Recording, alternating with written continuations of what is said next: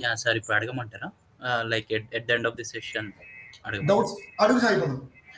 అయితే ఇప్పుడు మీరు సబ్జెక్ట్ ఇది మనకి తెలుగులో కదా! అయితే యాక్చువల్లీ సబ్జెక్ట్ ఇంగ్లీష్‌లోనే ఉంటుంది. కానీ మీరు చెప్పడం కమ్యూనికేషన్ అనేది తెలుగులో ఉంటుంది. అంతే కదా సార్? లైక్ ఇప్పుడు ఆహ్, నేమ్స్ గాని, అది గాని ఇంగ్లీషే ఉంటుంది కదా సార్ మొత్తం. లైక్ మెటీరియల్ ప్రొవైడ్ చేస్తే కూడా ఇంగ్లీష్‌లోనే ఉంటుంది కదా! నేను ఆల్రెడీ ఒకళ్ళు అడిగారు కదమ్మా! మెటీరియల్ ఆ! ఏ లాంగ్వేజ్‌లో ప్రొవైడ్ చేస్తారని. ఆహా! అది నేను వినలేదు సార్. లైక్ ఇప్పుడు చేంజ్ మెటీరియల్ మేనేజ్‌మెంట్ అనే పదం ఉంది. ఓకే. దాన్ని నేను మార్పు, మార్పుని చేసే విధానం అని చెప్పను కదా! అదే డౌట్ చిన్న డౌట్ ఉండి అడిగినా సార్. ఎందుకంటే ఆ! కొంచెం సబ్జెక్ట్ అర్థం కావడానికి తెలుగు క్లాసెస్ వింటున్నాం. కానీ ఎప్పటికైనా మన కమ్యూనికేషన్ ఇంగ్లీష్ ఇదే కదా సార్ బేస్ అందుకని అడిగాను డౌట్. నేను బేసిక్‌గా ఇంగ్లీష్ బ్యాచ్ కూడా తీస్తాను. మార్నింగ్ ఇంగ్లీష్ బ్యాచ్ చెప్తాను. ఈవినింగ్ తెలుగు బ్యాచ్ చెప్తాను. ఓకే. సో, ఇంగ్లీష్ బ్యాచ్ ఏంటంటే నార్త్ ఇండియన్స్ ఎక్కువ జాయిన్ అవుతారు. యూఎస్ నుంచి గాని, కెనడా నుంచి గాని జాయిన్ అవుతారు. ఇంగ్లీష్‌లో వినడానికి. సో, మన సైడ్ ఏపీ, తెలంగాణ స్టేట్స్‌లో ఉండి కర్ణాటకలో ఉన్నోళ్ళందరూ గూడా తెలుగులో వినడానికి ఇష్టపడతారు. అదే సార్ ఇప్పుడు బట్ ఏంటంటే ఇంటర్వ్యూ క్వెషన్స్ అవి తెలుగులో చెప్పను. ఓకే. ఇంటర్వ్యూస్‌లో మీరెలా మాట్లాడాలని ఇంగ్లీష్‌లోనే చెప్తాను. నేను ఇంటర్వ్యూ క్వెషన్స్ ఎలా చెప్పాలని చెప్తానో వర్డ్ టు వర్డ్ అదే పడాలి. ఓకే. అది అయితే పడకపోతే రాదు జాబు. అదే ఓకే. చెప్పాలి. ఆ వర్డ్సే పడాలి. ఆ వర్డ్సే చెప్పాలి. అదే సార్ మేము బేసిక్‌గా ఇంగ్లీష్ మీడియమే. కానీ ఏంటంటే అర్థం చేసుకోవడానికి తెలుగు క్లాసెస్ వింటున్నాం. ఇట్లా Telugu words pure Telugu words use చేస్తే ఇబ్బందయితది కానీ మామూలుగా మీరు జస్ట్ సబ్జెక్ట్ అర్థం అవ్వడానికి తెలుగులో చెప్తున్నారు. అంతే కదా సార్ క్లారిటీ చిన్నది? ఐటీజీసీని తెలుగులో చెప్పేది తెలుగు బ్యాచ్ అంటాం. ఐటీజీసీని ఇంగ్లీష్‌లో చెప్పేది ఇంగ్లీష్ బ్యాచ్ అంటాం. అది క్లారిటీ. కానీ వర్డ్స్ అవి ఇవి అయితే ఇప్పుడు మీరు ఇంతకుముందు అన్నారు కదా సార్ చేంజ్ అంటే తమ్ముడు మార్పు అది అదే కదా తెలుగు వర్డ్స్ తమ్ముడు చెప్పాను. అలా తెలుగు వర్డ్స్ ఎలా ఇదేమన్నా నేను చెప్తున్నాను. మీరు ఐటీ ట్రైనింగ్‌లో కూర్చుంటున్నారు. Okay sir. మీరు అదే 10థ్ తరగతి ఎగ్జామ్ మీరు ఐటీ ట్రైనింగ్‌లో కూర్చుంటున్నారు. 10థ్ తరగతి పరీక్షలు రాయడానికి కూర్చోట్లా. ఎ ఎ ఎంత కామెడీగా ఉందో తెలుసా నువ్వు అడిగిన డౌటు. జస్ట్ డౌట్ అంతే సార్. అది తప్పుగా తీసుకోకండి. నేను తప్పుగా తీసుకోవట్లేదమ్మా. నేను చెప్పేదేంటంటే ఐటీజీసీలో మీరు పెట్టే ఒక సంతకం ఉంటది కదా! కంపెనీ తర్వాత రోజుకి మూతపడిపోద్ది. అలాంటి డొమైన్ నేర్చుకుంటున్నారు మీరిప్పుడు. అర్థమవుతుందా? Yes so, sir. అలాంటప్పుడు నీ ఆలోచన నువ్వు అడిగే డౌట్‌లు ఎలా ఉండాలి? నిన్న నేను చెప్పాను. అందులో నీ డౌట్ ఎలా ఉండాలంటే, "సార్ మీరు ఆడిట్ చేస్తా ఉన్నారు సార్ బావుంది. సో, డేటా వస్తది సార్ మనకి. డేటా వచ్చినప్పుడు మనం ఆడిట్ చేస్తుంటాం గదా! మరిప్పుడు వాడిచ్చిన డేటా మొత్తం గూడా రాంగ్ అయితే, వాడిచ్చిన డేటా మొత్తం గూడా రాంగు. ఆర్‌సీఎంలో ఉన్న ఏ కంట్రోల్స్ ఈళ్ళు పాటించట్లేదు. అప్పుడు ఏం చేస్తాం సార్?" అని అడగాలి. సార్ నిజంగా మీరిలా చెప్తున్నారు కదా! కంపెనీలే పోతాయని. అలాగా మరి పోతున్నప్పుడు ఎందుకు సార్ మెయింటైన్ చేయరు? మరి మెయింటైన్ చేయకపోతే పోద్దని తెలుసు కదా! మెయింటైన్ చేయొచ్చు కదా! ఇలాంటి డౌట్స్ అడగాలి. సార్ రోజుకి ఎన్ని గంటలు చదవాలి సార్? ఈ సబ్జెక్ట్ మీరు చెప్పేసిన తర్వాత మేము ఎన్ని గంటలు ప్రాక్టీస్ చేయాలని అడగాలి. నా కోర్స్‌లో బై గాడ్స్ గ్రేస్ ఇప్పటిదాకా 30 చాలా ఎక్కువ మంది కొట్టారు జాబ్స్. ఆళ్ళందరూ కష్టపడ్డారు. ఓకే. ఆ డౌట్స్ అడగాలి సాయిపదం. నేను చెప్పేదది. ఇట్స్ ఎవరు ఓకే కూడా సార్. తెలుగు బ్యాచ్ అంటే ఇప్పుడు జావా జాయిన్ అవుతావు. జావా తెలుగు బ్యాచ్ అంటే స్ట్రింగ్ అంటే కింద పడి ఊగేది ఇలా చెప్పం ఎవరు. అందులో ఉన్నదే కాన్సెప్ట్ చేంజ్ మేనేజ్‌మెంట్ అనే కాన్సెప్ట్ ఎలా ఉంటుంది? అసలు ఏంటి అని చెప్పి చేంజ్ రిక్వెస్టర్ అని ఉంటాడు. ఇంగ్లీష్‌లో దాన్ని ఏం చెప్తాం? Change requester is a person who request the change అని చెప్తాం. తెలుగులో దాన్ని ఏం చెప్తాం? చేంజ్ మేనేజ్‌మెంట్ లైఫ్ సైకిల్‌లో చేంజ్ రిక్వెస్ట్ అనే పర్సన్ చేంజ్‌ని రిక్వెస్ట్ చేస్తాడు అని చెప్తాం. అంతే తప్ప తెలుగు వర్డ్స్ ఎందుకు యూజ్ చేస్తాం తమ్ముడు? Okay sir. Thank you. అంతే. Any subject related doubts in yesterday's class you can ask. Sir one more doubt sir. చెప్పండి రాజారెడ్డి గారు. సార్ ఇదేంటంటే ఇప్పుడు మనం పెట్టే సాయిల్‌తో కంపెనీసే లేసిపోతాయన్నారు కదా సార్. ఇప్పుడు ఇన్ కేస్ ఇప్పుడు మనకు వాళ్ళు బ్రైబ్ ఇచ్చి ఇప్పుడు మనం వాళ్ళకి అనుకూలంగా మనం సిగ్నేచర్ చేస్తే అప్పుడు ఏంటి సార్ నెక్స్ట్ స్టెప్ ఏంటి? యాక్చువల్‌గా అసలు బ్రైబ్స్ అనేవి జరుగుతాయి రాజారెడ్డి గారు. కానీ ఐటీజీసీలో జరగవు. అది ఎందులో జరుగుతాయో ఈరోజు క్లాస్‌లో మీరు తెలుసుకుంటారు. ఒకవేళ మీకు ఓ- ఆ డౌట్ ఇప్పుడు ఇప్పుడు నేను చెప్పే డెమోలో మీరు తెలుసుకుంటారు ఎందులో బ్రైబ్ జరుగుతుందో. Okay sir. Thank you.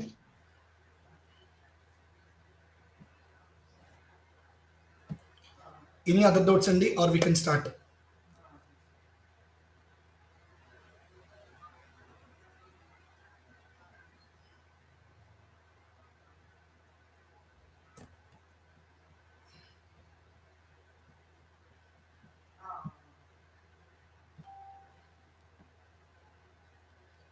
అయితే నిన్న అందరికీ నేను ఆర్‌సీఎం అనేది ఒకటి ఉంటుంది అని చెప్పాను, గుర్తుందండి అందరికీ? ఆర్‌సీఎం 3 పదాలు చెప్పాను. ఏంటండి? ఆర్‌సీఎం అంటే ఏంటండి? ఆర్ అంటే Risk రిస్క్, control matters.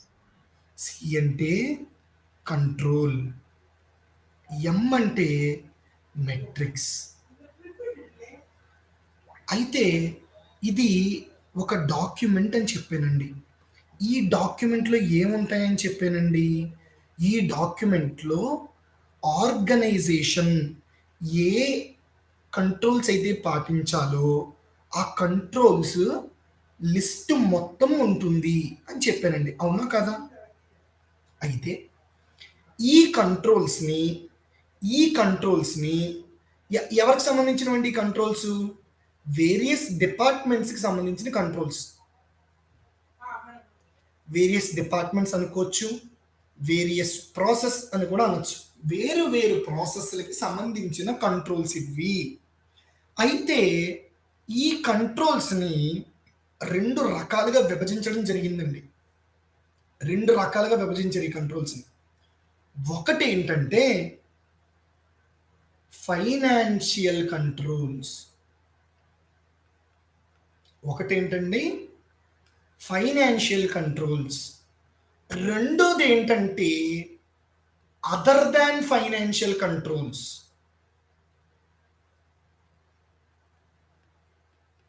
అసలు ఈ ఫైనాన్షియల్ కంట్రోల్స్ అంటే ఏంటి అంటే, ఒక కంపెనీ లోపలికి, ఒక ఆర్గనైజేషన్ లోపలికి యాన్యువల్ టర్నోవర్ ఎలా జరుగుతుంది?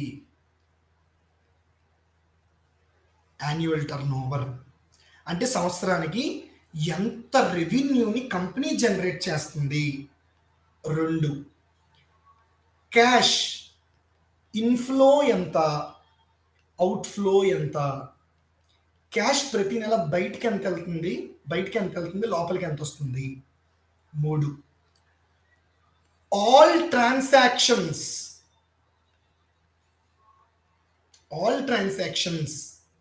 Related to money. కంపెనీలో ఎలా పడితే అలా డబ్బుల్ని ఒక కంపెనీకి పంపించడం కానీ, ఒక వ్యక్తికి పంపించడం కానీ జరగకూడదండి. ఇవన్నీ దేనికి సంబంధించినవి? యాన్యువల్ టర్నోవరు, ఫైనాన్స్ అంటే మనీ ఇన్వాల్వ్‌మెంటే. క్యాష్ ఇన్‌ఫ్లో, అవుట్‌ఫ్లో ఫైనాన్స్ అంటే మనీ ఇన్వాల్వ్‌మెంటే. All transactions of money again finance. అంటే కంపెనీలో జరిగే, ఆర్గనైజేషన్‌లో ఆర్థిక లావాదేవీలు ఎలా జరగాలి? మళ్ళీ చెప్తున్నాను. ఒక కంపెనీ లోపల ఫినాన్షియల్ ట్రాన్సాక్షన్స్, ఇప్పుడు సింపుల్‌గా చెప్పాలంటే ఏదో లిమిట్ ఉంది కదా, 10 20 ట్రాన్సాక్షన్స్ చేస్తే ఫోన్‌పే లాక్ అయిపోద్ది ఆ రోజుకి. మళ్ళీ నెక్స్ట్ 24 అవర్స్ తర్వాతే. లేదా 1,00,000 సెండ్ చేస్తే 50,000 ఒక రోజులో 1,00,000 పంపిస్తే నెక్స్ట్ డే వరకు 24 అవర్స్ వరకు ఫోన్‌పే పనిచేయదు. ఇది ఫోన్‌పే తాలూకు కంట్రోల్. అలాగే ఈ ఆర్గనైజేషన్‌లో జరిగే ఆర్థిక లావాదేవీలకి అన్నిటికి సంబంధించిన కంట్రోల్స్ ఒక పక్క.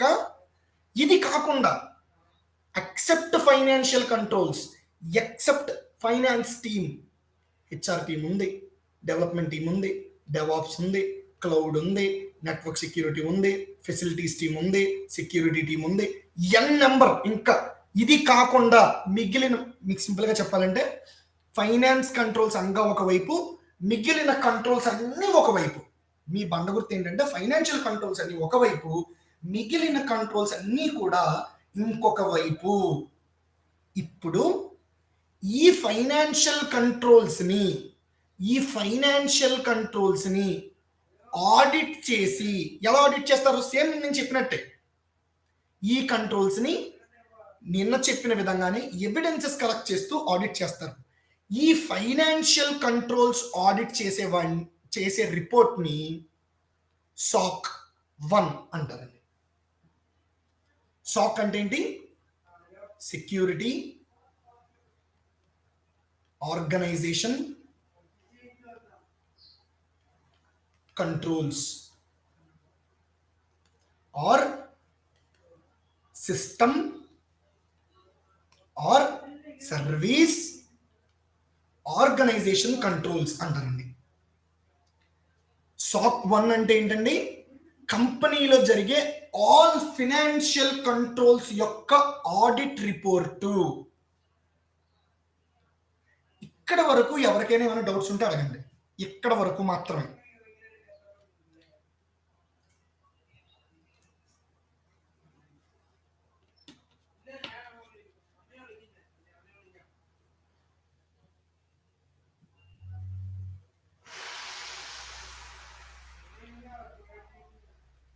Can I expect some responses?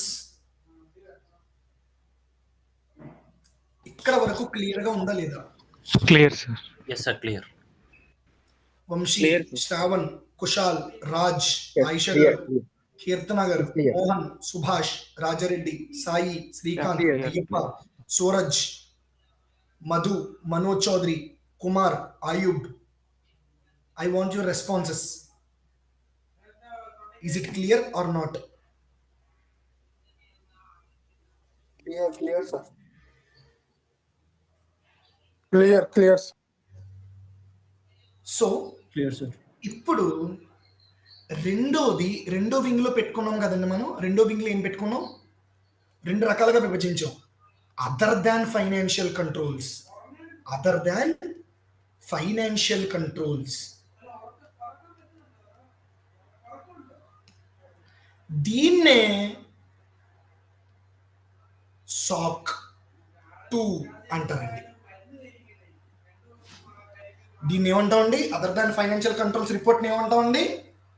What will call it as SOC 2 report. Same security organisation controls అంటారు కొంతమంది, సర్వీస్ ఆర్గనైజేషనల్ కంట్రోల్స్ అంటారు కొంతమంది, సిస్టమ్ ఆర్గనైజేషన్ కంట్రోల్స్ అంటారు. ఏదైనా ఒకటే. What is the difference between SOC 1 and SOC 2? SOC 1 will deal with all financial controls audit report. SOC 2 will deals with other than financial controls audit report. ఈ other than financial controls audit report ని IT audit report అంటారండి. ఏమంటారండి? IT audit report అంటారండి. అయితే SOC 1 ఎవరు చేస్తారు, SOC 2 ఎవరు చేస్తారంటే, SOC 1 లో ఏం చెప్పానండి? ఫినాన్షియల్ ట్రాన్సాక్షన్స్ అంటే ఇందులో లెడ్జర్స్ ఉంటాయి, జనరల్స్ ఉంటాయి, ట్రయల్ బ్యాలెన్స్ ఉంటుంది, సబ్సిడరీ బుక్స్ ఉంటాయి, ఎన్ నెంబర్ ఎక్సెట్రా ఎన్ నెంబర్ ఉంటాయి ఇందులో. అయితే ఇప్పుడు ఈ SOC 1 చేసేవాళ్ళు ఎవరు చేస్తారంటే CA, CPA వీళ్ళిద్దరూ చేస్తారండి SOC 1. అంటే చార్టెడ్ అకౌంటెంట్స్ కానీ సర్టిఫైడ్ పబ్లిక్ అకౌంటెంట్స్ కానీ చేస్తారు. SOC 1 ఎవరు చేస్తారండి? బికాస్ ఇందులో అన్నీ కూడా ఫైనాన్స్కి రిలేటెడ్ కాబట్టి ఖచ్చితముగా వాళ్ళు మాత్రమే చెయ్యడానికి అర్హులు. ఈ పాయింట్ వరకు క్లియర్ గా ఉందా లేదా? Yes, sir. Clear sir. ఇప్పుడు ఏంటంటే క్లియర్ సార్. మనం దిగుతాం రంగంలోకి. మనం ఎవరు? SOC 2. ఈ SOC 2 చేసి కూడా ఎవరు బాబు అంటే IT ఆడిటర్స్. IT ఆడిటర్ అన్నవాడు SOC 1 చెయ్యడు. మనము ఓన్లీ SOC 2 మాత్రమే చేస్తాం. We will deal with only SOC 2. Okay, ఇక్కడ ఒక డౌట్ వస్తుంది.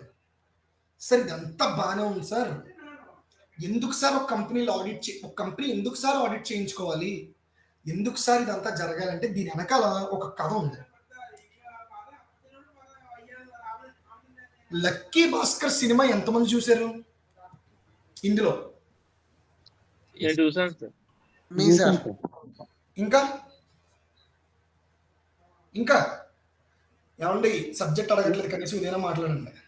నేను కూడా రాజారెడ్డి గారు ఇందులో మాట్లాడండి, మీ సార్ లైవ్లో మాట్లాడండి.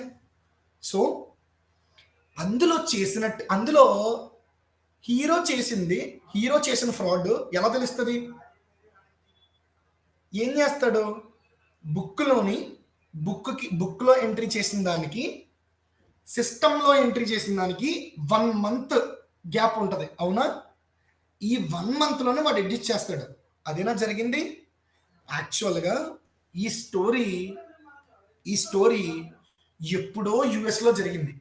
ఈరోజు ఇక్కడ నేను కూర్చొని ఇలా ఈ డెమో చెప్పడానికి కారణం కూడా యుఎస్లో జరిగిన ఒక స్టోరీ.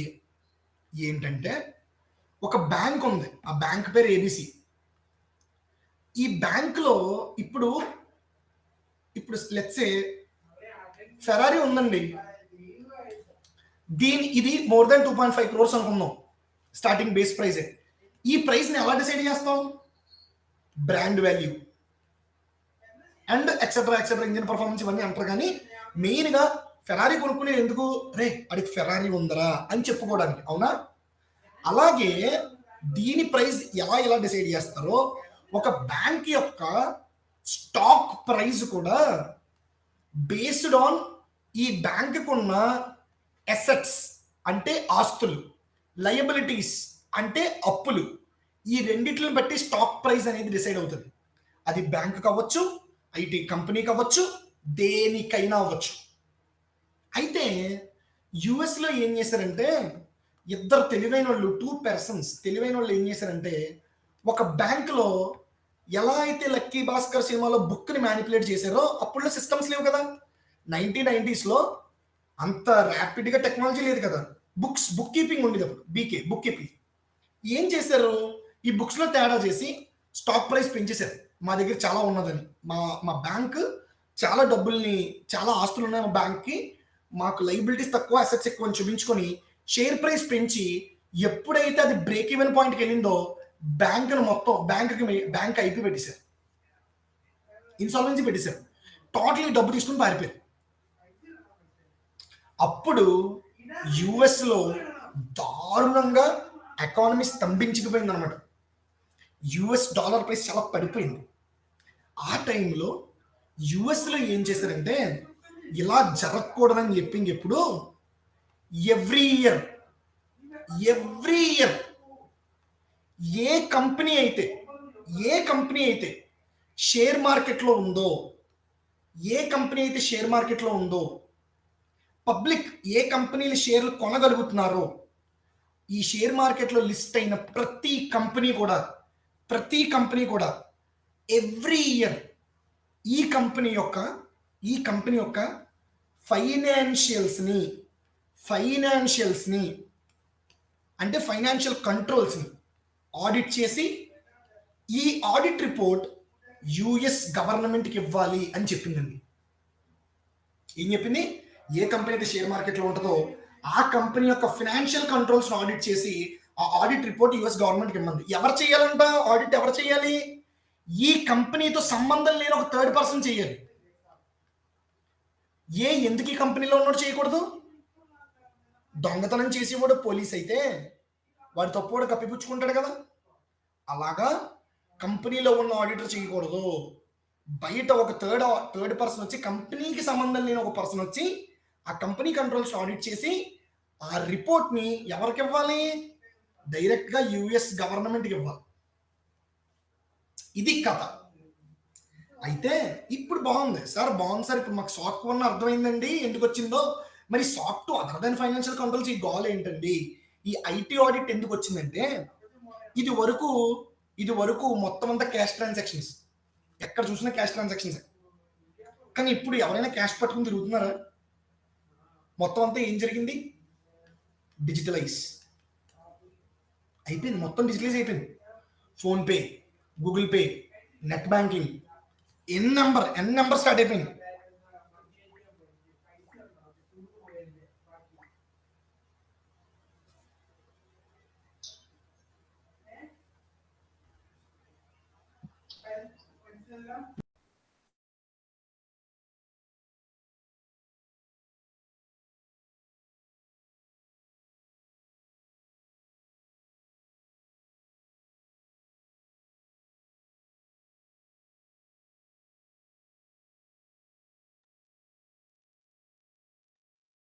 సార్ వాయిస్ ఏం రావడం లేదు సార్. సార్ వాయిస్ వినపట్లేదు సార్. నేనేం మాట్లాడలేదండి, ఒక్క నిమిషం.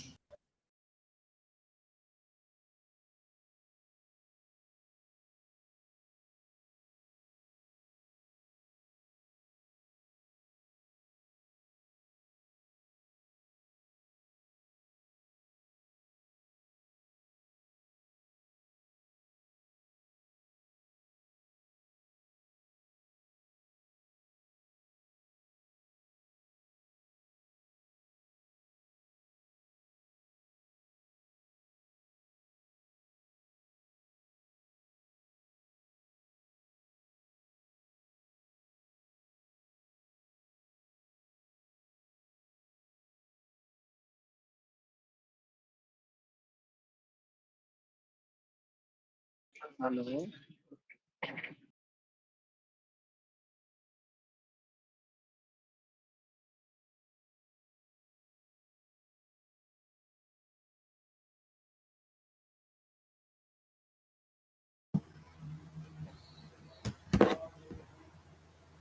సో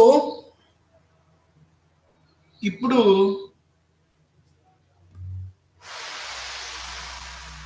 ఎప్పుడైతే ఈ ఫోన్పే, గూగుల్ పే, ఈ నెట్ బ్యాంకింగ్స్ అనేవి వచ్చేయడం జరిగిందో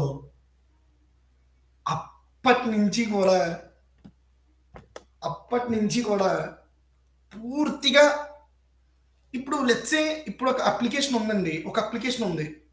ఓకే, ఈ అప్లికేషన్లో ఏం ఇప్పుడు ఫోన్పే అనే అప్లికేషన్ ఉందండి. ఫర్ ఎగ్జాంపుల్ ఫోన్పే కానీ, గూగుల్ పే కానీ, పేపాల్ కానీ, పేటిఎం కానీ ఉంది. సో మీరు అమౌంట్ అనేది రాజారెడ్డి గారు విఎల్ఆర్ ఇన్స్టిట్యూట్కి అమౌంట్ వేశారు. ఓకే, రాజారెడ్డి గారి దగ్గర నుంచి కట్ అయినట్టు కనిపిస్తుంది, ఇటు విఎల్ఆర్ దగ్గర మాత్రం రిసీవ్ అవ్వాల. కానీ ఈయనకి బ్లూ టిక్ వచ్చేసింది, గ్రీన్ టిక్ వచ్చేసింది, పడిపోయినాయి. అయితే మధ్యలో నేను ఏం చేస్తానంటే ఈ ట్రాన్సాక్షన్ మధ్యలోకి వచ్చేస్తాను. నేను మీకు అర్థమయ్యే విధంగా చెప్తున్నాను, బుర్రపెట్టి వినండి. సో నేను మధ్యలోకి వచ్చి ఏం చేస్తాను, ఈ ట్రాన్సాక్షన్ నేను హ్యాక్ చేస్తాను. ఈయన అకౌంట్లో కట్ అవుతుంది, కానీ ఈయన రిసీవ్ అవ్వదు, నా దగ్గరికి వస్తుంది. సేమ్ ఇలాగే ఇప్పుడు మీకు టీసీఎస్లో షేర్స్ కొందాం అనుకున్నారు, మీరు డైరెక్ట్గా టీసీఎస్ కంపెనీకి వెళ్ళి షేర్లు అడుగుతారా? జిరోదా కానీ, అప్స్టాక్స్ కానీ, ఏంజల్ బ్రోకింగ్ కానీ వాడతారు, అవునా? ఇప్పుడు రాజారెడ్డి గారు జిరోదాలో టీసీఎస్ షేర్ కొంటారు, డబ్బులు కడతారు, షేర్ రాజారెడ్డి గారికి వచ్చేస్తుంది. కానీ డబ్బులు జిరోదాకి వెళ్ళకుండా నాకు వచ్చేలా రాస్తాను లింక్. ఒక రూల్ అయిపోయింది కదా, ఫినాన్షియల్ ట్రాన్సాక్షన్ కంప్లీట్ అయిపోయింది, రాజారెడ్డి గారికి షేర్లు వచ్చినాయి, కానీ మధ్యలో లాభపడింది ఎవరో? నేను. సో ఇప్పుడు ఇక్కడ ఏం జరుగుతుంది, ఐటీ సిస్టమ్స్ మీద ఐటీ ఎన్విరాన్మెంట్ మీద ఫినాన్షియల్ ట్రాన్సాక్షన్స్ జరుగుతున్నాయి. ఓకే, అప్పుడు ఈ ఫినాన్షియల్ ట్రాన్సాక్షన్ పర్ఫెక్ట్గా ఉండొచ్చు. మరి ఇప్పుడు నేను చెప్పిన విధంగా ఐటీ సిస్టమ్స్ని ఎవరైనా హ్యాక్ చేస్తే, కరప్ట్ అయితే, అందుకే ఏం చేశారంటే ఇందాక చెప్పిన దాంట్లోనే క్లాజ్ ఏ ఏంటి, ప్రతి కంపెనీలో ఏ కంపెనీ అయితే షేర్ మార్కెట్లో లిస్ట్ అయ్యి ఉందో ఆ కంపెనీ తాలూకు ఫైనాన్షియల్ కంట్రోల్స్ని ఎలా అయితే ఆడిట్ చేసి యుఎస్ గవర్నమెంట్కి ఇవ్వాలని చెప్పిందో అందులోనే బి క్లాజ్ పెట్టింది. ఏంటంటే ఆ కంపెనీలో ఎక్కడెక్కడైతే ఈ ఫైనాన్షియల్ ట్రాన్సాక్షన్స్ జరుగుతున్నాయో ఆ కంపెనీలో ఉన్న ఐటీ సిస్టమ్స్ను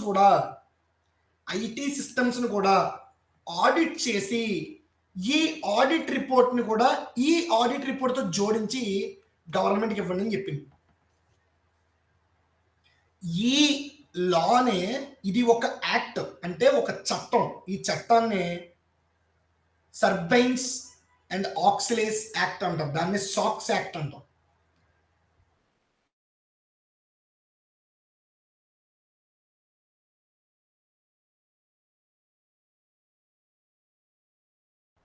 ఓకే, ఇది యూఎస్ మన ఇండియాలో ఎందుకు ఓపెనింగ్స్ ఉంటాయి?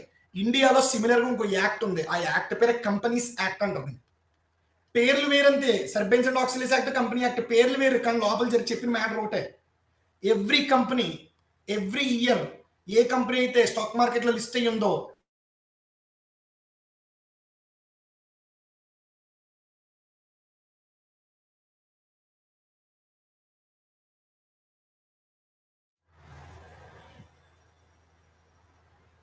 సో ఇండియాలో కూడా ఏ కంపెనీ అయితే స్టాక్ మార్కెట్లో లిస్ట్ అయ్యి ఉందో ఆ కంపెనీ ఖచ్చితంగా ప్రతి సంవత్సరం కూడా వాటి యొక్క ఫైనాన్షియల్ కంట్రోల్స్ ఆడిట్ చేసి సాక్ 1 రిపోర్ట్ గవర్నమెంట్కి సబ్మిట్ చేయాలి.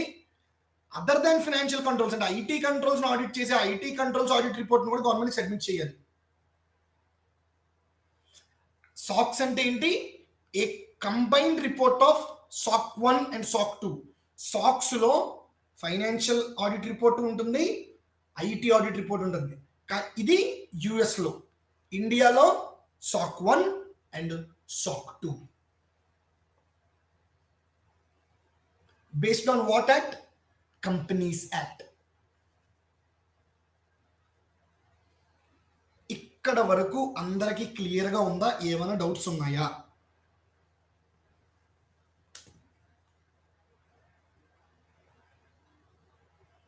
No sir.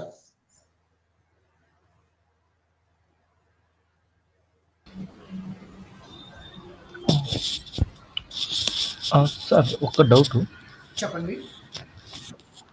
Sir, SOC1 plus SOC2 రెండు కలిపితే మనం SOX సాక్ అని పిలుస్తాం. ఈ రెండు రిపోర్ట్స్ కలిపితే SOX సాక్స్.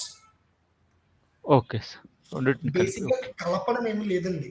యుఎస్ అంటే లో సాక్స్ కంప్లైంట్స్ యాక్ట్ అని పిలుస్తారు. ఇండియాలో దాన్నే కంపెనీస్ యాక్ట్ అంటాం. సిమిలర్ గా ఉంటుంది, ఒకటే అంటే అక్కడ నుంచి తీసుకొచ్చి ఇక్కడ పేస్ట్ చేశారని కాదు. సాక్స్ లో ఏముంటుందంటే financial controls audit report, IT controls audit report కలిపి ఇచ్చేస్తారు సాక్స్ రిపోర్ట్ లో. ఇండియాలో ఏంటంటే సాక్ 1 అనేది ఫైనాన్షియల్ ఆడిట్ కంట్రోల్స్ రిపోర్ట్ అనేది సెపరేట్గా ఇవ్వాలి, ఐటీ ఆడిట్ కంట్రోల్స్ రిపోర్ట్ అనేది సెపరేట్గా ఇవ్వాలి. అదనమాట, రెండిటికి తేడా ఏమీ లేదు. అది క్లియర్ అయిందా హరి గారు? అదే సార్, అక్కడ ఒకే ఎక్సెల్ లాగా పంపిస్తే మీకు రెండు ఎక్సెల్ లాగా జస్ట్ సింపుల్ గా చెప్పండి అలా సెండ్ చేస్తాను. మన భాషలో చెప్పుకోవాలంటే అంతే. Okay, thank you sir. ఇప్పుడు ఒక చిన్న డౌట్ సార్. ఇప్పుడు అమెరికాది వచ్చేసి సాక్ 1 సాక్ 2 అన్నారు కదా సార్. ఇప్పుడు మన ఇండియాలో వచ్చేసి యుఎస్ ది సాక్స్ అన్నాను, ఇండియాది సాక్ 1 అండ్ సాక్ 2 అన్నాను. ఓకే, ఇప్పుడు మన ఇండియాలో వచ్చేసి సాక్ 1 సాక్ 2. ఇప్పుడు మన ఇండియాలో ఇప్పుడు సాక్ 1 సాక్ 2 అంటాం. కంపెనీస్ యాక్ట్ అయినా కూడా మనం ఇండియాలో మనం చెప్పేది సాక్ 1 రిపోర్ట్ సాక్ 2 రిపోర్ట్ అని అంటాం. తమ్ముడు, నా ప్రశ్న ఏంటంటే, ఇప్పుడు నువ్వు రాజమండ్రి ఎలా వచ్చావు, నువ్వు హైదరాబాద్ నుంచి బెంగళూరు ఎలా వచ్చావు అంటే బస్సులో వచ్చానని చెప్తావు. అంతే తప్ప KA 055555 బస్సులో వచ్చాను, వాల్వో స్లీపర్లో వచ్చాను ఇలా చెప్పవు కదా. సో అక్కడ ఇంపార్టెంట్ ఏంటంటే యాక్ట్, ఈ రెండు ఎందుకు వచ్చాయి? కంపెనీస్ యాక్ట్ అనేది మొదలవడం వల్ల ఈ రెండు వచ్చాయి. కంపెనీస్ యాక్ట్ అయినా కూడా సాక్ 1 అండ్ సాక్ 2 పిలుస్తామని చెప్పకూడదు. అది నేను ఏం చెప్పాను, యుఎస్ లో SOX యాక్ట్ అనే దాని వల్ల అక్కడ financial controls audit report, IT controls audit report కలిపిచ్చేది సాక్స్ కంప్లైంట్స్ రిపోర్ట్. అది ఎందుకు వచ్చింది? సాక్స్ కంప్లైంట్స్ రిపోర్ట్ ఇవ్వాలని ఎందుకు వచ్చింది? సాక్స్ అనే చట్టం వల్ల వచ్చింది. ఇండియాలో అదే చట్టాన్ని అక్కడ సాక్స్ అని యాక్ట్, సాక్స్ యాక్ట్ అని దేనిదే పిలుస్తున్నాం, ఇండియాలో అలా కంపెనీస్ యాక్ట్ అనేది ఉంది అని చెప్పాను. ఈ కంపెనీస్ యాక్ట్ లో ఏం చేస్తామంటే కంపెనీలో జరిగే ఫైనాన్షియల్ ట్రాన్సాక్షన్స్ ఆడిట్ రిపోర్ట్ ని సాక్ 1 అని వేరుగా తీసుకుంటాం, ఐటీ ఆడిట్ రిపోర్ట్ ని సాక్ 2 అని వేరుగా తీసుకుంటాం. అది చెప్తుంటా. ఓకే సార్, అర్థమైందా క్లియర్ గా? Yes sir. అది కార్తికేయ గారు చెప్పండి సుభాష్ గారు. ఇది సాక్ వన్ ఫైనాన్షియల్ ఆడిటర్స్ చేస్తారన్నారు కదా, సో దానికి మనకి ఏం కంప్లీట్ సంబంధం ఏమి ఉండదా అండి? అసలు సంబంధం ఉండదండి. సో అది బయట ఆడిటర్స్ చేస్తారా? బయట ఐటీ ఆడిట్ కూడా బయట ఆడిటర్స్ అంటే ఎలా అనుకుంటున్నారు మీరు? ఫైనాన్షియల్ ఆడిటర్స్ చేస్తారు అంతే. Okay okay. Yes. But we don't have any interference with that. అది ఇప్పుడు మన ఇంటర్ఫీరెన్స్ గురించి ఇంకా మాట్లాడలేదండి. ఎట్ టు బి నెక్స్ట్ మాట్లాడతాం. ఫైనాన్షియల్ కంట్రోల్స్ ఆడిట్ రిపోర్ట్ అనేది ఫైనాన్షియల్ ఆడిటర్స్ ఇస్తారు. ఐటీ ఆడిటర్స్ ఎవరు? ఐటీ ఆడిట్ రిపోర్ట్ అనేది ఐటీ ఆడిటర్స్ ఇస్తారు. ఫైనాన్షియల్ ఆడిటర్స్ ఎవరు? అది. Okay okay. మోహన్ గారు చిన్న డౌట్. ఇప్పుడు ఈ సాక్స్ కంప్లైంట్స్ కార్తికేయ గారు, సో ఇది అమెరికాలో ఫైనాన్షియల్ ఇష్యూస్ రావడం వల్ల, అది ఫ్రాడ్ జరగడం వల్ల ఈ చట్టం తెచ్చారంటున్నారు కదా. సో అలానే మన ఇండియాలో కూడా ఏమైనా ఇలా జరిగిందా, లేక అది వాళ్ళు డిపెండ్ చేసుకుని మనకి ఇది కంట్రోల్స్ మనం ఇలా ఫాలో అవుతున్నామా? లేదండి, ఇండియాలో ఫ్రాడ్ ఏం కాదు. బేసిక్ గా ఏంటంటే ప్రతి కంట్రీకి monetary policy, physical policy, financial policy ఉంటుంది. So based on that act వీళ్ళు క్రియేట్ చేశారు అంతే. సో ఇండియాలో జరిగింది లేదని నాకు క్లారిటీ లేదు. బట్ సాక్స్ కంపెనీస్ యాక్ట్ దగ్గర అని మాత్రం తెలుసు అంతే. మానిటర్ చేయడానికి కరెక్ట్ గా ఫాలో అవడానికి. ఓకే. ఇండియాలో ఏం జరిగిందో అయితే నాకు ఐడియా లేదండి. బట్ కంపెనీస్ యాక్ట్ లో ఏంటంటే సాక్ 1 సాక్ 2 మ్యాండేటరీ. సాక్స్ లో ఏంటంటే దీన్నే financial audit report, IT report mandatory కలిపిస్తాం. ఇక్కడ వేరు ఇస్తాం. అది మాత్రం గుర్తుపెట్టుకోండి. ఓకే ఓకే అండి, థ్యాంక్ యూ. సో కార్తికేయ గారు, ఒక చిన్న question. So like as how like a financial audit from a third party company is doing an audit for some other company, similar way can an IT auditor from one company do the IT audit in other company? Like any such provision or any such thing is possible, like independent auditor laga?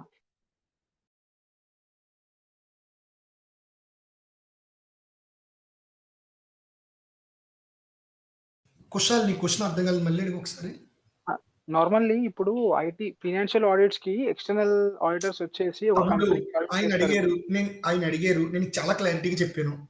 ఇంకా అక్కడ దాకా వెళ్ళాలా, next మాటలో మాడతాం అది. ఎందుకంటే ఇందులో అసలు ఏం తెలియని వాళ్ళు జాయిన్ అయ్యారు. నేను వాళ్ళని దృష్టిలో పెట్టుకుని మెట్టు వెళ్తాను. దయచేసి అక్కడ కవర్ అవ్వకపోతే అడగవా ప్లీజ్. నా ఫ్లో డిస్టర్బ్ అయిపోద్ది, అంతకుమించి ఏం లేదు. అందుకే చెప్పిన దాంట్లోనే అడగమంటున్నాను. Okay okay. యా,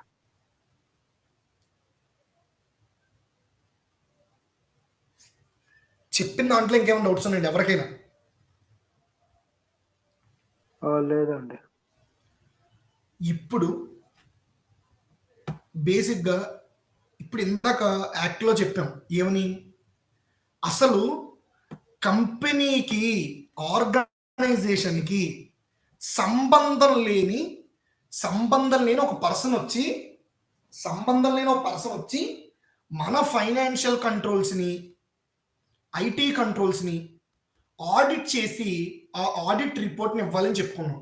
అసలు ఎవరి థర్డ్ పర్సన్ అంటే ఎవరు? We have very big auditing firms, KPMG,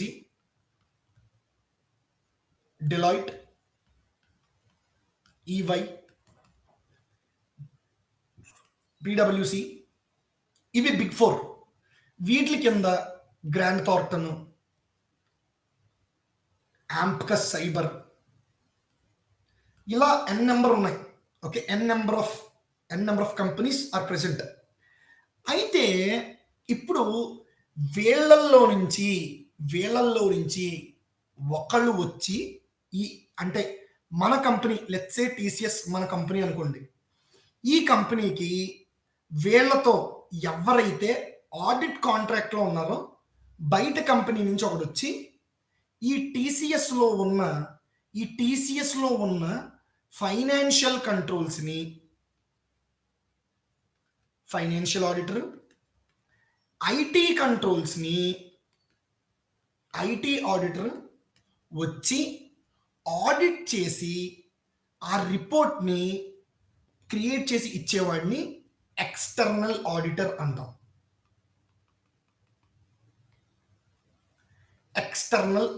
అంటాం. వీడినే ఇందాక మన కుషాల్ ఒక వండర్ఫుల్ వర్డ్ వాడాడు, ఇండిపెండెంట్ ఆడిటర్.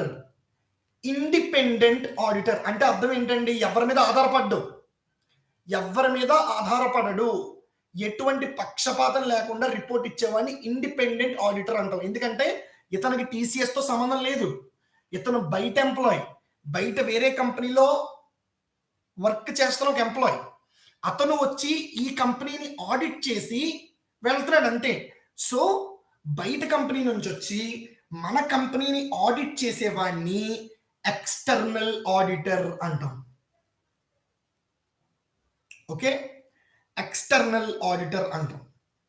అయితే ఇప్పుడు ఇందాక చెప్పిన పార్ట్ సబ్జెక్ట్లోకి వెళ్దాం. అసలు ఒక ఐటీ ఆడిటర్ ఏం చేస్తాడు? సో ఇది ఓన్లీ ఫినాన్షియల్గా కాదు, ఐటీకి కూడా వేరే కంపెనీ నుంచి వచ్చి మన ఫర్మ్ కాకుండా వేరే ఫర్మ్ నుంచి వచ్చి మన ఫర్మ్ని ఆడిట్ చేసి ఆ రిపోర్ట్ని ఇచ్చేవాడిని ఎక్స్టర్నల్ ఐటీ ఆడిటర్ అంటాం. ఇందులో అయితే ఎక్స్టర్నల్ ఫైనాన్షియల్ ఆడిటర్ అంటాం అంతే. బేసిక్గా ఇలా 2 పేర్లు ఉండవు. ఎక్స్టర్నల్ ఆడిటర్, అది మైట్ బి SOC 1 అయినా SOC 2 అయినా. ఎక్స్టర్నల్ ఆడిటర్ అంటే బయట కంపెనీ నుంచి మన కంపెనీకి వచ్చి మన కంపెనీలో ఉన్న ఫినాన్షియల్ కంట్రోల్స్ని, ఐటీ కంట్రోల్స్ని ఆడిట్ చేసి ఇచ్చేవాడిని ఎక్స్టర్నల్ ఆడిటర్ అంటాము. ఓకే, ఇప్పుడు ఒక ఐటీ ఆడిటర్ పని ఏమని చెప్పాను ఇందాక స్టార్టింగ్లో వెన్ వి స్టార్టెడ్? కంట్రోల్స్ ఉంటాయి, ఈ కంట్రోల్స్ని ఆడిట్ చేసి ఆడిట్ రిపోర్ట్ని ఇవ్వాలి అని చెప్పుకున్నాం కదా. అయితే ఇప్పుడు ఒక ఎక్స్టర్నల్ ఆడిటర్ వచ్చి ఈ కంట్రోల్స్ని డైరెక్ట్గా టెస్ట్ చేస్తాడు. ఎలా టెస్ట్ చేస్తాడు? ఎవిడెన్స్లు కలెక్ట్ చేసి, బాబు ఇది సరిగ్గా ఉందా, ఇది సరిగ్గా లేదా అని ఎవిడెన్స్లు కలెక్ట్ చేసి మొత్తం చేస్తాడు అన్ని కంట్రోల్స్కి కూడా ఎక్స్టర్నల్ ఆడిటర్. అయితే ఈ కంట్రోల్స్ ఎక్స్టర్నల్ ఆడిటర్ ఇందులో గనక తప్పులు వెతికి రిపోర్ట్లో SOC 2 రిపోర్ట్లో కానీ SOC 1 రిపోర్ట్లో కానీ మీ కంపెనీలో కంట్రోల్స్ బాగా వర్క్ చేయట్లేదు అని రాసిస్తే చాలు, ఇనఫ్, ఖతం అయిపోయినట్టే కంపెనీ. క్లయింట్స్ ఎవ్వడు రాడు, ఏ క్లయింట్స్ కూడా రారు. ఓకే, అయితే అంత క్రూషియల్ కదా. అసలు ఇతను మన కంపెనీకే సంబంధించిన వ్యక్తి, మరి ఇతను ఏం చూస్తాడు? కంట్రోల్స్ని ఎలా ఆడిట్ చేస్తాడు? అసలు కంట్రోల్స్ మన కంపెనీలో, బావేనండి, కంట్రోల్స్ మన కంపెనీలో ఎలా వర్క్ అవుతున్నాయో ఎలా తెలుస్తుంది? అందుకు రైజ్ అయిన ఒక జాబ్ రోలే ఇంటర్నల్ ఆడిటర్. వీడేం చేస్తాడు బాబు అంటే, వీడు సంవత్సరానికి ఒకసారి వచ్చి ఏం చేస్తాడో, వీడు ఎవ్రీ మంత్ కానీ ఎవ్రీ క్వార్టర్లీ కానీ ఎవ్రీ హాఫ్ ఇయర్లీ కానీ వీడు ఈ ఇంటర్నల్ ఆడిటర్ అనే పర్సను ఎక్స్టర్నల్ ఆడిటర్ ఎలా ఆడిట్ చేస్తాడో ఈ కంట్రోల్స్ అన్నీ ఆడిట్ చేస్తాడు. ఆడిట్ చేసి ఏ కంట్రోల్ పర్ఫెక్ట్గా పెర్ఫామ్ చేస్తుంది, ఏ కంట్రోల్ పెర్ఫెక్ట్గా పెర్ఫామ్ చేయట్లేదు అన్నది చూసి టాప్ లెవెల్ మేనేజ్మెంట్ దగ్గర తీసుకెళ్తాడు. అయ్యా మహానుభావ, ఇప్పుడు కనుక ఈ కంట్రోల్స్ని ఎక్స్టర్నల్ ఆడిటర్ వచ్చి ఆడిట్ చేస్తే ఫెయిల్ అయిపోద్ది, ఈ కంట్రోల్స్ ఇక్కడ ఎలా బిహేవ్ చేస్తున్నాయి, ఈ కంట్రోల్స్ ఇక్కడ సరిగ్గా పని చేయట్లేదు, ఈ కంట్రోల్స్ ఇక్కడ సరిగ్గా పని చేస్తున్నాయి అని చెప్పి ఎవ్రీ మంత్లీ కానీ ఎవ్రీ క్వార్టర్లీ కానీ ఎవ్రీ హాఫర్లీ కానీ టాప్ లెవెల్ మేనేజ్మెంట్కి, అంటే బోర్డ్ ఆఫ్ డైరెక్టర్స్ కానీ తన సీనియర్ మేనేజర్స్ కానీ అందిస్తుంటాడు అనమాట ఎప్పటికప్పుడు. అది ఇంటర్నల్ ఆడిటర్కి ఎక్స్టర్నల్ ఆడిటర్కి తేడా. ఇంటర్నల్ ఆడిటర్ అంటే మన కంపెనీలో ఉంటూ మన కంట్రోల్స్ని ఆడిట్ చేసి కంట్రోల్స్ ఎక్కడ ఫెయిల్ అవుతున్నాయి, ఎక్కడ పాస్ అవుతున్నాయి అని చెప్పేవాడు ఇంటర్నల్ ఆడిటర్. ఎక్స్టర్నల్ ఆడిటర్ ఏంటంటే బయట కంపెనీ నుంచి మన కంపెనీకి వచ్చి ఇంటర్నల్ ఆడిటర్ ఎలా అయితే టెస్ట్ చేసాడో ఎక్స్టర్నల్ ఆడిటర్ కూడా అలాగే టెస్ట్ చేసి దాని మీద ఒక ఒపీనియన్ వదులుతాడు. అది ఎక్స్టర్నల్ ఆడిటర్ పని. అయితే ఇక్కడ అందరికీ ఇప్పుడు ఇక్కడ ఆపి ఏమైనా డౌట్స్ ఉన్నాయని అడగగానే ఒకటే డౌట్ అడుగుతారు, సరే మీరు చెప్పి course internal auditor external auditor, subject internal auditor ఒకే ఉంటుంది, ఎక్స్టర్నల్ ఆడిటర్ ఒకటే ఉంటుంది, కాకపోతే రోల్స్ మారుతాయి. మీరు సైరా నరసింహారెడ్డిలో చూసినా చిరంజీవే, బోలాశంకర్లో చూసినా చిరంజీవే, రిలీజ్ అవుతున్న విశ్వంబర సినిమాలు చూసినా చిరంజీవే. సబ్జెక్ట్ మారదు కానీ పాత్రలు మారతాయి. సేమ్ ఇక్కడ కూడా అంతే. ఎక్స్టర్నల్ ఆడిటర్ చేసే ఆడిట్, ఇంటర్నల్ ఆడిటర్ చేసే ఆడిట్ ఒక్కటే. కాకపోతే ఇంటర్నల్ ఆడిటర్ ఆ కంపెనీ లోపల నుండి చేస్తాడు, ఎక్స్టర్నల్ ఆడిటర్ బయట కంపెనీ నుంచి వచ్చి మన కంపెనీని ఆడిట్ చేస్తాడు. అదొకటి తేడా. ఇక్కడ దాకా చెప్పిన సబ్జెక్టులు only in subject. Any doubts you can ask. Kushal clear అయిందా? క్లియర్ అయింది సార్. ఒక్క చిన్న డౌట్ ఏంటంటే లైక్ Yes. ఇప్పుడు ఆర్సీఎం లో ఉన్న రూల్స్ అండ్ రెగ్యులేషన్స్ ప్రకారం internal rules and audit regulations కాదు, it's not the right word. RCM లో కంట్రోల్స్ మాత్రమే ఉంటాయి. ఓకే, ఆ కంట్రోల్స్ ని బేస్ చేసుకొని ఆడిట్ చేస్తారు కదా. సో ఇప్పుడు ఎక్స్టర్నల్ ఆడిటర్ వచ్చినప్పుడు మన కంపెనీ గురించి అతనికి కంట్రోల్స్ ఐడియా ఉండదు. సో మనం ఇచ్చే మ్యాట్రిక్స్ నిన్న క్లాసులో ఒక విషయం చెప్పాను. చాలా మంది చాలా సార్లు అడిగినా మళ్ళీ అదే చెప్పాను. ఏం చెప్పాను నిన్న క్లాసులో? ఒక ఆర్గనైజేషన్ కి సంబంధించిన అన్ని కంట్రోల్స్ అన్ని కూడా ఆ ఆర్సీఎం అది కాదు. కంట్రోల్స్ ఒక కంపెనీకి ఇంకో కంపెనీకి వేరీ అవుతాయని చాలా మంది అడిగారు. అప్పుడు నేను ఏం చెప్పాను?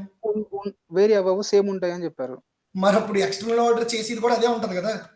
ఎన్నో కంపెనీలో చూసింది ఈ కంపెనీలో కూడా చూస్తాడు కదా. ఓకే, చేంజ్ మేనేజ్మెంట్ అనేది ఏ ప్రపంచం ఏ మూల వెళ్ళినా మారదు. ఇన్సిడెంట్ మేనేజ్మెంట్ కంట్రోల్స్ మీరు ఏ మూల వెళ్ళినా మారవు. యాక్సెస్ మేనేజ్మెంట్ కంట్రోల్స్ మీరు ఏ మూల వెళ్ళినా మారవు. ఎక్కడ చూసినా access provisioning, access de provisioning, user access right review, user recertification and reconciliation, privilege user access, access revoke. ఇవి తప్ప వరల్డ్ లో మీరు ఎక్కడికి వెళ్ళినా యాక్సెస్ మేనేజ్మెంట్ లో ఇంకోటి ఉండదు. అలాంటప్పుడు ఎక్స్టర్నల్ ఆడిటర్ వచ్చినా అదే, ఏ కంపెనీకి వెళ్ళినా అవే ఉంటాయి, ఈ కంపెనీకి వచ్చినా అవే ఉంటాయి. అవి ఎలా వీళ్ళు పాటిస్తున్నారు అన్నదే మ్యాటర్. అక్కడే ఆడిటర్స్ ప్రొఫెషనల్ జడ్జిమెంట్ ఉంటుంది. అది అయితే ఇంకొక పాయింట్, ఇప్పుడు మీరు చెప్పిన డిఫరెంట్ ప్రాసెసెస్ కి సంబంధించిన కంట్రోల్స్ అన్ని కూడా ఆడిటర్ కి ఆన్ ద ఫ్లై నోట్ లో ఉండాలా? ఇప్పుడు 4 ఏళ్ళు జావాలో వర్క్ చేస్తాడు కుషాల్, తర్వాత వేరే కంపెనీకి మారుతాడు. వాడికి జావా మొత్తం నోట్లో ఉండాలా, మర్చిపోవాలా? ఉండాలి. అంటే కంట్రోల్ ఎగ్జాక్ట్లీ. ఇక్కడ కూడా ప్రతిదీ మైండ్ లో ఉండాలి. ఓకే, స్ట్రైట్ ఆన్సర్ ఉండాలి. Okay, thank you. కంట్రోల్ ని చూస్తే ఈ కంట్రోల్ కి ఏ ఎవిడెన్స్ అడగాలి, ఈ కంట్రోల్ ని ఎలా మనం ఆడిట్ చేయాలి అన్నది మైండ్ లోకి వచ్చేయాలి. ఓకే, అది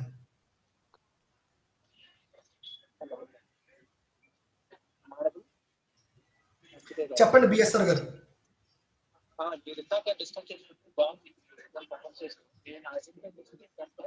ఏమండి మీ వాయిస్ చాలా చాలా లోగా వినబడుతుంది బిఎస్ఆర్ గారు.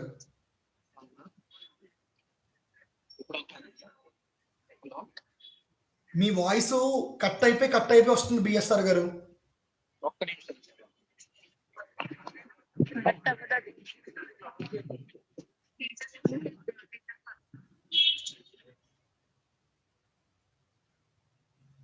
సార్ ఇప్పుడు ఆడిబుల్ ఇప్పుడు వినిపిస్తుంది, చెప్పండి.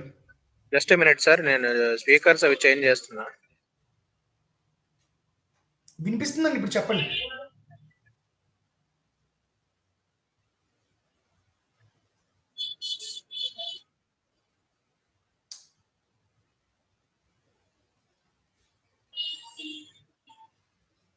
హలో, చెప్పండి బిఎస్ఆర్ గారు. ఇప్పుడు వినిపిస్తుందా సార్? వినిపిస్తుందండి, చెప్పండి. అది ఇందాక మీరు మాట్లాడేటప్పుడు అది గుడ్ కన్వర్సేషన్. అది ఇంటర్నల్ ఆడిటర్ అయినా ఎక్స్టర్నల్ ఆడిటర్ అయినా ఫ్రేమ్ వర్క్ అనేది సేమ్ కదా. సో ఆయన సపరేట్ గా కంట్రోల్ చూడాల్సిన అవసరం అంతా లేదు, ఎవరైనా ఫాలో అయితే సేమ్ ఫ్రేమ్ వర్క్ కదా. ఇక్కడ మీరు ఫ్రేమ్ వర్క్ అనే మాట వాడకూడదండి. ఫ్రేమ్ వర్క్ అనే మాట ఇక్కడ వాడకూడదు. ఫ్రేమ్ వర్క్ ఇప్పుడు ఐటీసీ టాప్స్ లో కోసో అని, తర్వాత నిస్ట్ అని ఇవన్నీ ఉన్నాయి కదా, ఇవన్నీ ఫ్రేమ్ వర్క్ కదా. అవి ఫ్రేమ్ వర్క్స్ అండి. కానీ మీరు ఇక్కడ ఐటీ ఆడిట్ వచ్చి నిస్ట్ కోబిట్ చూడడం. కంట్రోల్స్ రాయడానికి నిస్ట్ కోబిట్ కోసో 27,000 మనం వాడతారు. ఈ కంట్రోల్స్ రాయడానికి ఇక్కడ మీ పని ఏంటి? వచ్చే కంట్రోల్ ఆడిట్ చేయడం మీ పని. నిస్ట్ ని, కోబిట్ ని, కోసోని ఇక్కడ ఎందుకు తీసుకొస్తారు మీరు? ఆల్రెడీ ఒక కంపెనీ వాడికి ఉపయోగకరంగా ఏ ఫ్రేమ్ వర్క్ అయితే, ఏ ఫ్రేమ్‌వర్క్ అయితే వాడికి అనుగుణంగా ఉంటదో దాన్ని బేస్ చేసుకొని వీడు జీఆర్‌సీ ప్రిన్సిపల్స్ రాసుకుంటాడు. ఆ జీఆర్‌సీ ప్రిన్సిపల్స్‌కి అనుగుణంగా వీడు కంట్రోల్స్ రాసుకుంటాడు. టాప్ లెవెల్ మేనేజ్మెంట్ కంట్రోల్స్ రాస్తారు. అప్పుడు అప్పుడు company to company GRC controls separate గా ఉంటాయి అంటున్నారా, సేమ్ ఉంటాయి అంటున్నారా? మీరు మీరు అంటే ఆ! ఇప్పుడు సార్ హెరిటేజ్ అనేది ఒక కాదు కంపెనీ కాదు. ఉంది, ఒకసారి బిర్లా ఆగండి. సాఫ్ట్ అనే ఒక కంపెనీ ఒకసారి ఉంది. ఆగండి. మీది ఏ ఊరు? సార్ మీది సపోజ్ హైదరాబాద్ అనుకుందాం. మీది సపోజ్ హైదరాబాద్ అనుకుందాం. Okay sir. హైదరాబాద్ నుంచి ఓకే సార్. హైదరాబాద్ నుంచి ఉమ్, మీరు ఉమ్, చెన్నై ఉమ్. వెళ్ళాలనుకుంటున్నారు. మీరు హైదరాబాద్ నుంచి ఓకే సార్. బెంగుళూరు వచ్చి, బెంగుళూరు నుంచి చెన్నై వెళ్ళొచ్చు.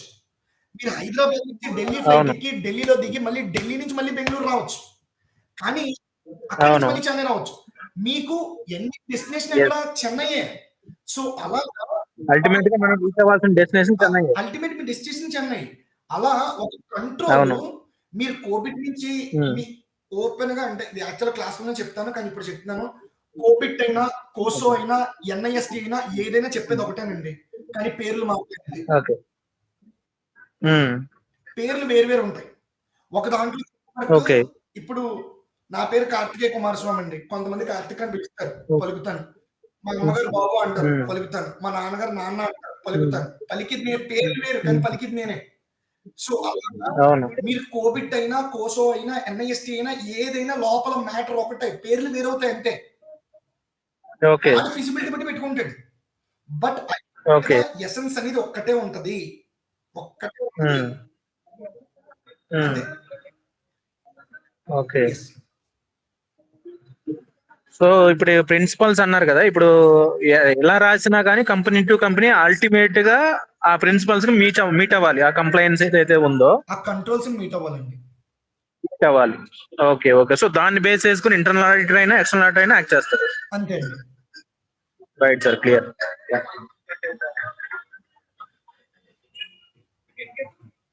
Any other doubts in this?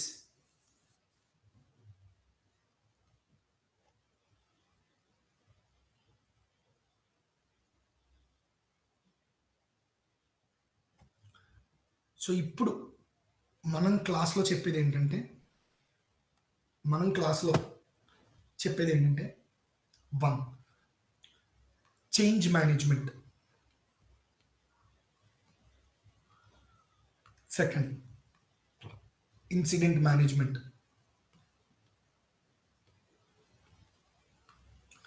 Access management.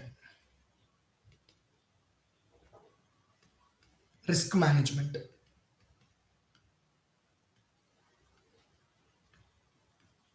vulnerability management, patch management, backup management,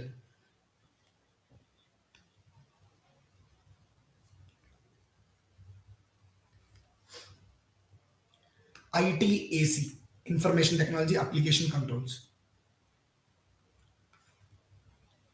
COBIT, COSO, NIST.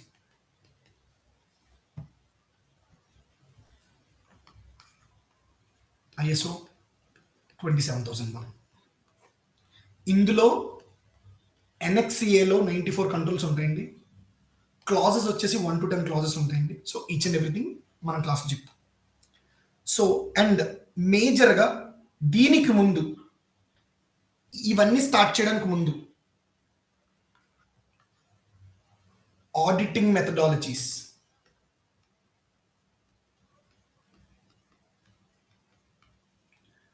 Control testing,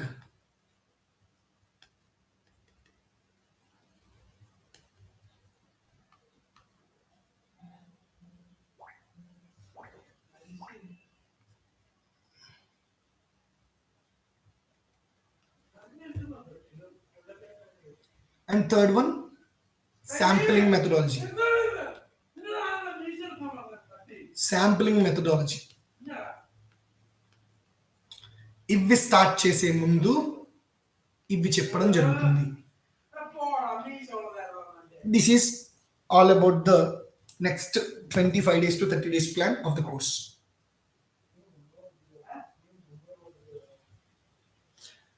yes. So ఇప్పుడు ఇంకా మీకు ఏ డౌట్ ఉన్నా రైట్ ఫ్రమ్ ద సబ్జెక్ట్ ఏదైనా mike is open for you.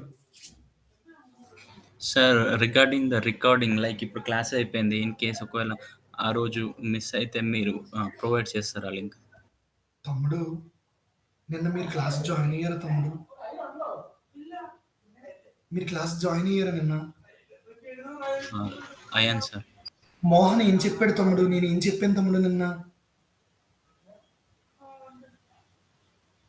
ఏం చెప్పాను నిన్న? ఎవరైనా చెప్తారా దయచేసి? అన్మ్యూట్ చేసి ఈ ప్రశ్నకు సమాధానం ఎవరైనా చెప్తారా మీలో? ఎవ్రీడే అప్లోడ్ చేస్తా ఉన్నారు. ఎవ్రీడే రికార్డింగ్స్ ఇస్తున్నారు. టుమారో మార్నింగ్ 10:30 లోపు అప్లోడ్ చేస్తాను. థ్యాంక్స్ అండి, బతికించారు.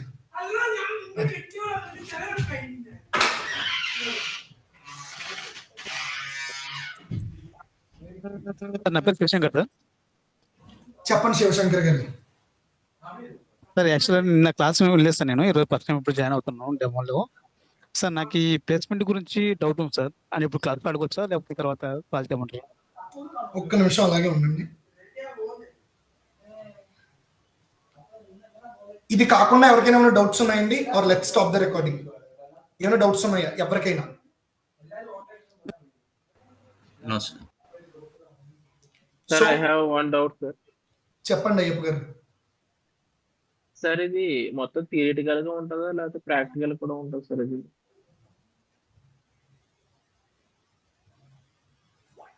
ఏమండి థియరిటికల్ గానే ఉంటుంది. లోపలికి వెళ్ళి నేను పద్యాలు చదువుతాను, పాటలు చెప్తానంటే ఎవరు వినరు కదండి. థియరిటికల్ గా నేర్చుకుంటారు. లోపల ఏం చేస్తారో నేను మొత్తం డాక్యుమెంట్స్ పంపిస్తాను. మీరు ఇంటర్వ్యూ మాత్రం మీ థియరీ పరంగానే ఇవ్వాలండి. ఎవరు మిమ్మల్ని స్క్రీన్ షేర్ చేసి కోడ్ రాయమని అడగరు. Okay sir. థియరీ ఎంత ఉంటుంది సార్? 80% ఉంటుందా థియరీ? 100% థియరీ ఉంటుందండి. ఓకే, మరి లోపలికి వెళ్ళి సస్టైన్ ఎలా అవుతాం సార్? మొత్తం థియరీ నేర్చుకుంటే రియల్ టైం చేయాలి కదా సార్ వర్క్. తమ్ముడు నువ్వు క్లాస్ చదవడానికి కానీ జాయిన్ అయ్యేంటి? లేదు సార్, నాకు డౌట్ సార్ అంతే. స్వామి ఎంతో ఓపిక్గా శాంతంగా చెప్తుంటే నేను ఏం చెప్పాను? రియల్ టైం చేయడం అంటే ఏంటి? ఇప్పుడు ఆడిట్ లో నేను కూర్చోబెడతారయ్యా, నిన్ను ఆడిట్ లో కూర్చోబెడతారు. నీకు టీఓడి అంటే ఏంటో తెలియకుండా, టీఓఈ అంటే ఏంటో తెలియకుండా, చేంజ్ మేనేజ్మెంట్ తెలియకుండా, ఇన్సిడెంట్ మేనేజ్మెంట్ తెలియకుండా ఏం మాట్లాడుతావు? ఏ ఎవిడెన్స్ అడుగుతావు? రియల్ టైంలో నీతో ఏం చేయి, ఇందులో నీకు ఏముంటుందో తెలియదు. రియల్ టైం ఏం చేయించాలని అడుగుతావు ఏంటి? Sorry sir. సారీ కాదు, మీకు చెప్పాను చాలా క్లియర్ గా. మీకు ఏమైనా డౌట్లు ఉంటే ఫోన్ చేసి అడగండి, మీరు దయచేసి అడగద్దని. ఇప్పుడు మీరు అడిగింది ఎలా ఉందో తెలుసా? ఇప్పుడు ఇందులో ఎలా ఉంటుందో చాలా విడమర్చి చాలా క్లియర్ గా చెప్పాను. ఏం చెప్పాను మీకు? ఇందులో మీరు కాల్లో కూర్చుంటారు, మీరు చేసే పని అలా మీరు కాల్లో కూర్చుని ఆ కంట్రోల్స్ ని మీరు అర్థం చేసుకుని, ఆ కంట్రోల్స్ ని అవతల ఎలా పాటిస్తున్నాడో తెలుసుకుని, అది ఇంగ్లీష్ వచ్చా మీకు? ఇంగ్లీష్ లో టైప్ చేసి ఏ తేడా వస్తుందో చూసుకొని మీ మేనేజర్కి పంపుతారు. మీకు మెయిల్ రాయడం నేను నేర్పించాలేంటి ఇప్పుడు? లేదు సార్. ఆపేయండి, మీరు మ్యూట్ లోకి వెళ్ళిపోండి. దయచేసి మీకు దండం పెడతాను. Sorry sir. వద్దు, మీ సారీ నాకు వద్దు, కానీ దయచేసి నా సహనాన్ని పరీక్షించండి. మీరు జాయిన్ అయితే జాయిన్ అయ్యారు, లేదా లేదు, కానీ దయచేసి మీరు ఇంకో డెమోలో అయితే మాత్రం జాయిన్ అవ్వద్దు. దయచేసి ఇట్స్ మై హంబుల్ రిక్వెస్ట్. మీకు ఎవరు రెఫర్ చేశారో నాకు తెలియదు, కానీ దయచేసి చాలా తప్పు ఇది, ప్లీజ్. డౌట్ అడిగాను సార్. నేను మీకు చెప్పాను స్టార్టింగ్ లో, రికార్డింగ్ స్టార్టింగ్ లో చెప్పాను, మీకు డౌట్స్ ఉంటే అడగద్దండి. ఇందులో డౌట్స్ ఉంటే డ్రాప్ అయిపోమని చెప్పాను మీకు స్టార్టింగ్. మామూలుగా అడగద్దండి, మీరు అడగద్దు. Sorry sir, sorry. పర్లేదండి, వద్దు, సారీ ఏమొద్దు, మీరు డౌట్లు అడగద్దు అంతే. సబ్జెక్ట్లో ఏమైనా అడగండి. సబ్జెక్ట్లో ఇప్పుడు సాక్ 2 ఉంది, అందులో ఏమైనా డౌట్స్ ఉంటే అడగండి. సాక్ 1 చెప్పాను, అందులో డౌట్స్ ఏమైనా ఉంటే అడగండి. ఇంటర్నల్కి ఎక్స్టర్నల్కి తేడా చెప్పాను, అందులో డౌట్స్ ఉంటే అడగండి. నిన్న అసలు జిఆర్సీ ఎందుకు వచ్చింది, కంప్లైంట్స్ ఏంటి, ఫ్రేమ్వర్క్ కి స్టాండర్డ్ కి తేడా చెప్పాను, అందులో ఉంటే అడగండి. నెక్స్ట్ మళ్ళీ ఈ రోజు ఏం చెప్పాను? ఇంటర్నల్ ఆర్డర్ ఏం చేస్తాడు, ఎక్స్టర్నల్ ఆర్డర్ ఏం చేస్తాడు చెప్పాను, అందులో డౌట్స్ ఉంటే అడగండి. రియల్ టైం చేస్తే ఎలా అవుతుంది, 4 ఏళ్ళు పెట్టుకుని లోపలికి వెళ్తాను ఏమవుతుంది, ఇలాంటివి అడగద్దు. సబ్జెక్ట్లో ఏదన్నా ఇప్పుడు కూడా అడగండి, నేను చెప్తాను. అడగద్దు. I have one doubt sir. SOC one international గా కంపెనీ పరంగా ఆడిటింగ్ సిఏ చేస్తారని చెప్పారు కదా సార్. ఇంటర్నేషనల్ ఆడిటింగ్ ఏంటి అయ్యప్ప గారు? అదే sir, financial auditing sir. SOC one financial auditing financial గా చేస్తారని చెప్పారు కదా సార్. అవునండి. నెక్స్ట్ అదర్ ఫైనాన్షియల్ కంట్రోల్స్ ఏమో సాక్ టు రిపోర్ట్ ఇస్తారు, మన ఐటీ ఆడిటింగ్ అని చెప్పారు కదా సార్. అవునండి. అంటే దాని కొంచెం బ్రీఫ్ గా చెప్తారా నాకు కొంచెం? బ్రీఫ్ అంటే మీకు ఎలా కావాలి? ఆడిటింగ్ ఒక వర్క్ ఏం చేస్తాం? ఆడిటింగ్ వర్క్ ఏంటంటే అదే సార్, ఎవిడెన్స్ తీసుకుని ఆ కంట్రోల్స్ అన్ని కూడా సబ్మిట్ చేయడమే సార్, అంతకు మించి ఏమైనా ఉంటుందా? మీకు ఒక ఐటీ సిస్టమ్స్లో కంట్రోల్స్ అర్థం చేసుకోవడానికి ఒక కొత్త కంపెనీకి వెళ్ళినప్పుడు 10 రోజులు పడుతుంది. అంతేనా ఇంకేమైనా ఉంటుందని అడుగుతున్నారు కదా. ఒక టెక్నికల్ స్టేక్ హోల్డర్తో మీరు కూర్చొని మీరు మాట్లాడాలంటే అల్టిమేట్ స్టఫ్ ఉండాలి. ఒక చేంజ్ మేనేజ్మెంట్ అనే ప్రాసెస్ ఉంటుంది, ఒక ఇన్సిడెంట్ మేనేజ్మెంట్ అనే ప్రాసెస్ ఉంటుంది. ఇప్పుడు ఇన్సిడెంట్ మేనేజ్మెంట్ అనే ప్రాసెస్లో కొన్ని కంట్రోల్స్ ఉంటాయి. ఒక ఇన్సిడెంట్ ఎలా రైజ్ అయింది? Is it an operational incident or security incident? If at all it's an operational incident, where is BCP, where is DR, where is BIA, where is root cause analysis, where is incident learnings? If those are not present, why those are not present? Give the explanation. ఇలా ఉంటుంది. BCP అంటే తెలుసా? DR అంటే తెలుసా? BIA అంటే తెలుసా? అడగడానికే సగం కాలం జరిగిపోద్ది. మరి అవి చెప్పేదే నా కోర్సు. Okay sir, fine. అంతే. సారీ వద్దు. ఇంకేమైనా డౌట్స్ ఉంటే అడగండి సబ్జెక్ట్ పరంగా. అదే సార్, ఇంటర్నల్ ఎక్స్టర్నల్ సేమ్, అది సేమ్ వర్క్ అంతా కూడా ఇద్దరికి తెలుస్తుంది అన్నారు కదా సార్. ఇద్దరికి తెలుసుకోవడం లేదు, ఇద్దరికి సేమ్ వర్క్ ఉంటుంది అన్నాను. అదే సార్, సారీ సార్, ఇద్దరికి సేమ్ వర్క్ ఉంటుంది అన్నారు కదా సార్. ఆ వర్క్ మనం ప్రాపర్ గా కానీ సబ్మిట్ చేయకపోతే మనం వర్క్ పరంగా మాకు ఏమైనా ఇబ్బంది అవుతుంది సార్? 10 లక్షల ప్యాకేజ్ మీకు ఎందుకు ఇస్తారు? ఇప్పుడు మీరు సివిల్లో వర్క్ చేశాను అన్నారు, ఒక బేస్మెంట్ లో ఇసుక ఎక్కువ వేసి సిమెంట్ తక్కువ వేశారు, బిల్డింగ్ కూలిపోయింది, మిమ్మల్ని పట్టుకెళ్తారా? పట్టుకెళ్తారు సార్. మరి ఇక్కడ కూడా అదే కదా జరుగుతుంది. ఓకే సార్, అంతే సార్. ఇంకేం డౌట్? మ్యూట్ అయిపోండి. Any other doubts guys? ఏ డౌట్స్ లేవు, కొన్ని డౌట్స్ అంటే కొన్ని రికార్డింగ్ లో మాట్లాడుకోవడం డౌట్స్ అంటే I will stop the recording.